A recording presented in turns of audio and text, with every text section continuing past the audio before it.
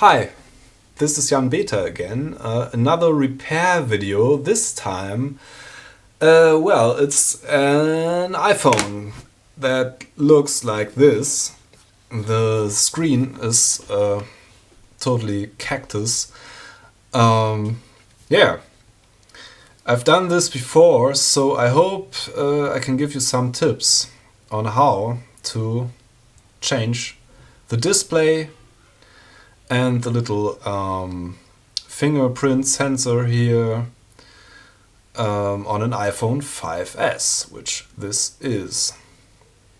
Yeah, so let's just get started, shall we? So at first we need the proper tools. These little screws down here are Pentalobe screws, which means they are like a little star. These are called Pentalobe. So you need a screwdriver that can do that. You can buy sets like this with a little plectrum, this sucker cup, and the screwdrivers you need. You also need a Phillips screwdriver of the size 0, which is very, very small. You need that for the screws inside of this thing. So let's just unscrew the screws. If you're doing something like this, always make sure you don't lose the screws. You can buy the screws. They're not very expensive, naturally. They're only very little pieces of metal. But you can also just keep them. The ones that were here. So here we are. The problem with a display that is broken, shattered like this, the cup, you're normally supposed to get good hold of this using this suction cup, but as you can see, this doesn't work. So we're gonna use this and just try to get it out this way. This is a bit tricky, I think. I don't even know if we get down there. Maybe you could also use a small screwdriver. If that suits your needs better. I mean, the display is shattered anyway. I hope to get this out. Yeah, it's coming. It's coming.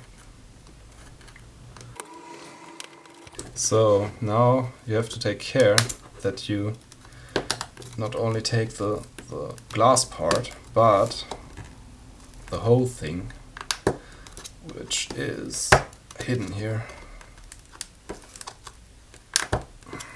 So I'm just going to use this so I don't destroy everything, I think. Yeah, I'm going to coat this out. Yeah, just wiggle this a little, and as you can see, there is this frame. You have to get that out as well. The glass is only glued to the frame here, so it can happen that you get between the frame and the glass, and you destroy the glass, and you bend the frame, and stuff like that. That's not what we want. We want to get this out as cleanly as possible, I suppose. I hope we severely damaged the thing already. So let's see if we can get this out. This display is cactus anyway, so I'm gonna get in here with the screwdriver, which is a bit longer, and try. Yeah. There we go. So you see this cable here. Don't know, can you see it? It's connected inside here. That is the cable of the little fingerprint sensor. Can take that out.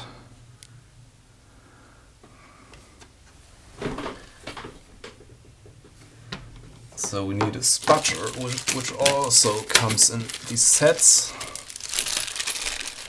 like this, made of plastic. Yeah, there's a little connector here in the middle of the cable. So now, for the fun part, this is where the fun starts. You have to get these little screws, which are located here, here, and here, and here. You have to get those out in order to remove the connectors from the main board, which is somewhere under here. So we have to take these out. The difficulty is these screws are of different sizes. Oh, and you need the little Phillips screwdriver for those. These are tiny little Phillips screws. Oh. So. And you have to place them somewhere where you can see which order they go in. That would be good.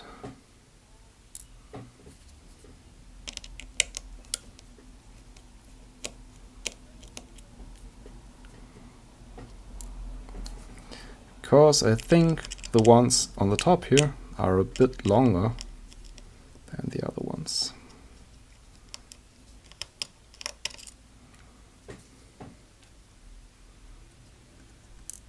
Yeah, so we can take out this whole thing and we see the little connectors there. I don't know, can you see that properly? Yeah, you probably can, halfway. So we take the spudger again and zuck, zuck.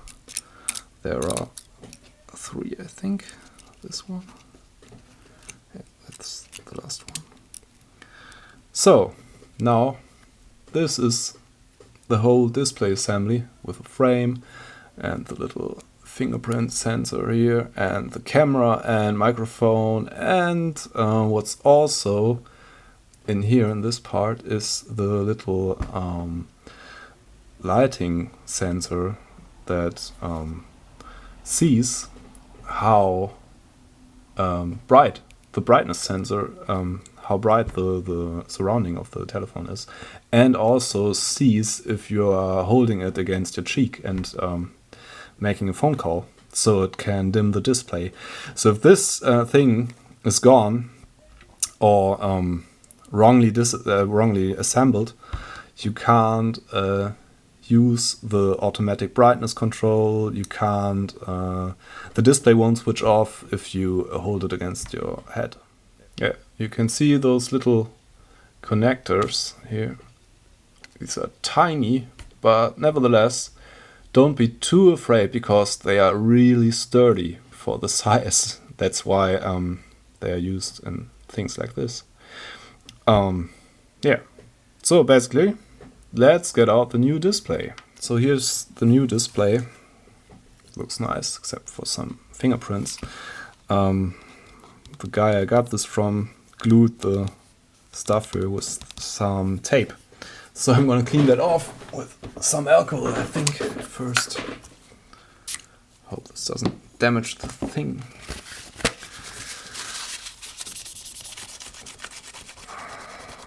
Yeah, it seems to be working quite well.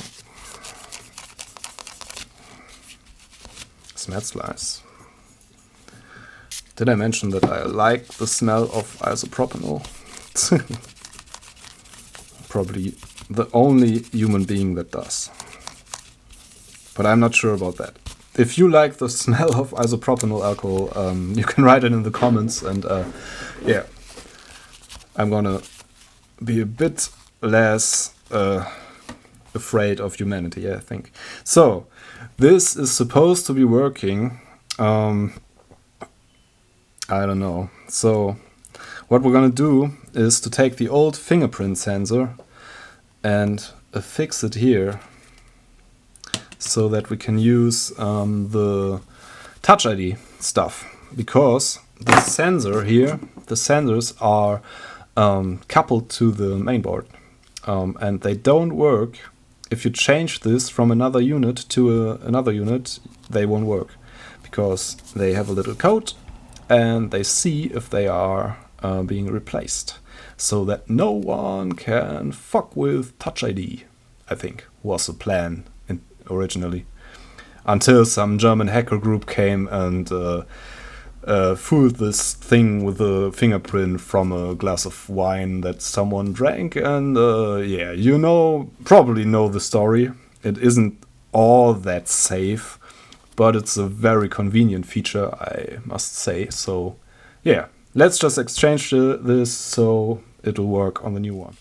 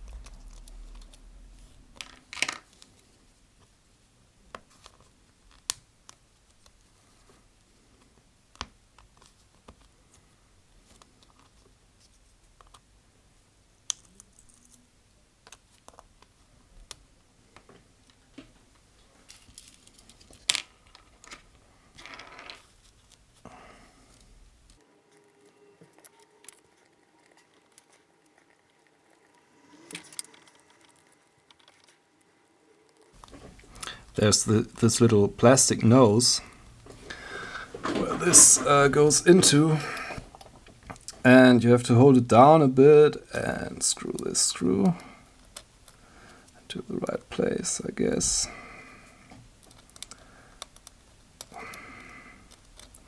Which is not that easy, because it's still connected to the whole flex cable thing here. Yeah. You have to be a bit patient. Let's just put it that way. But in the end, this is not rocket science. Let me tell you. If I can do it, probably almost anyone can do it, because I'm not very... my fine mechanic skills are not that good, I guess. Oh yeah. So this is supposed to be glued for a bit, I think. So let's put this thing there.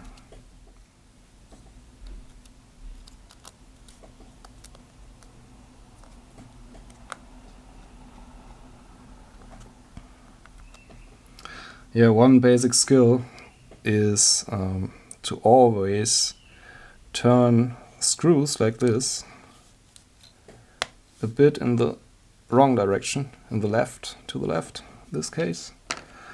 Yeah, let's see if it fits. Yeah, it seems to work. So, I think maybe that was the hardest part in this whole assembly. So let's see if we can fit this back together. We have to connect the little connector of the... Oh no, we start at the top.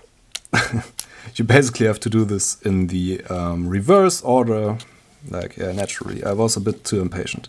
Let's connect the connectors on top here. First one.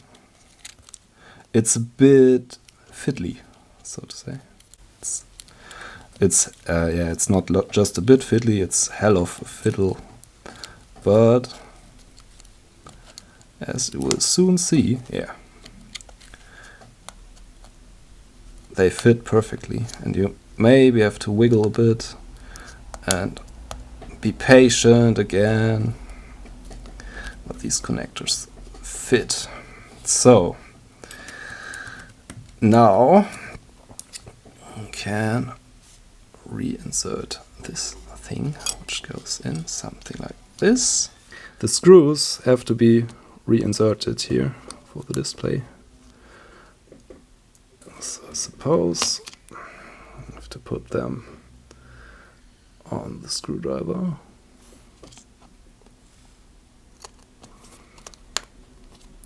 reinsert them carefully without damaging the flex cable. And remember to put the right screws in the right position. It's a bit fiddly. And the hardest part with this move is you have to hold the display while you are screwing.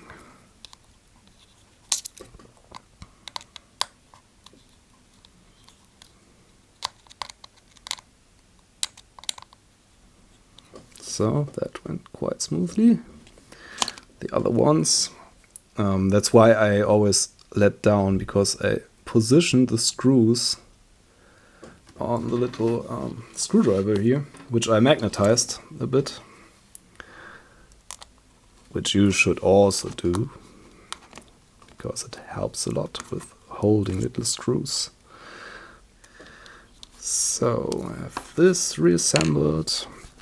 So now the next thing you want to do is to put this thing into the little thing. The flex connector here goes into the flex connector there, which is really fiddly. Yeah, maybe take it the other way around.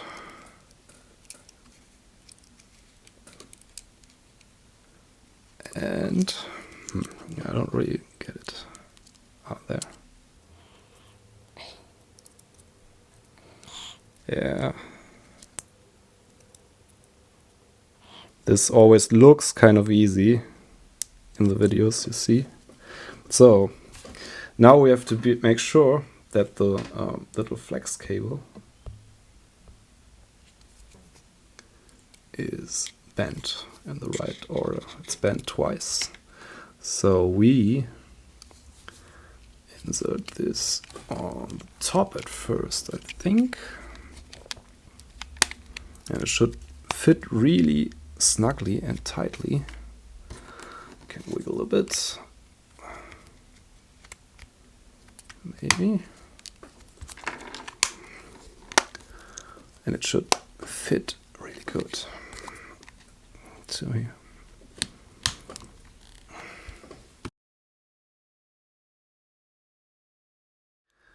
So maybe we try and fit it in there.